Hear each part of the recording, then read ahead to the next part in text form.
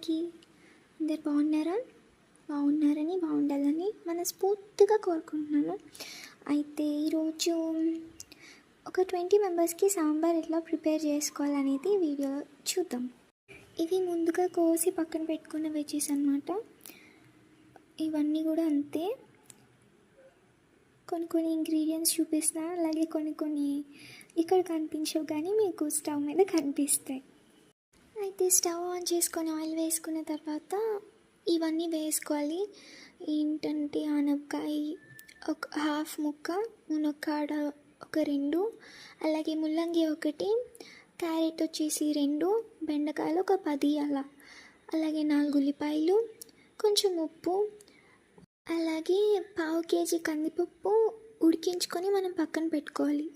ఆ పప్పులోని చింతపండు గుజ్జు తీసుకొని కలిపేసుకోవాలన్నమాట.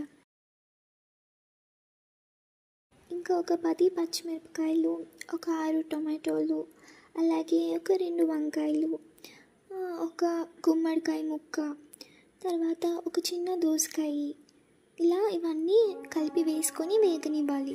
ఇలా మరుగుతున్న క్రమంలో మనం ఏదైతే ఉడికించి పక్కన పెట్టుకున్నామో ఆ పప్పు తీసుకొచ్చి దీంట్లో వేసుకోవాలి. అలాగే దాంట్లో ఇంకా సాంబార్ పౌడరు, ధనియాల పౌడరు, జీరా పౌడరు వేసుకొని ఉడికించుకోవాలి కాసేపు.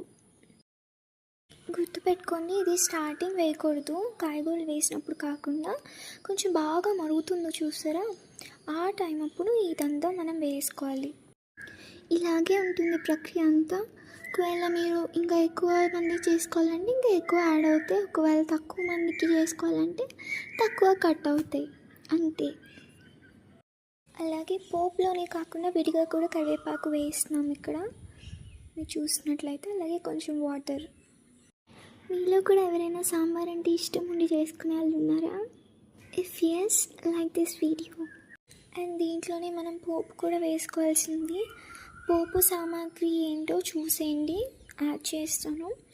అయితే పోపుకు కావాల్సింది ఆవాలు, మినపప్పు, జీలకర్ర, కొంచెం ఇంగువ, వెల్లుల్లిపాయ రెబ్బలు ఒక 10, అలాగే ఇంకా కరివేపాకు, ఎండుమిర్చి, ఇవన్నిటిని వేసుకోవాలి. అంతే, అయిపోయి.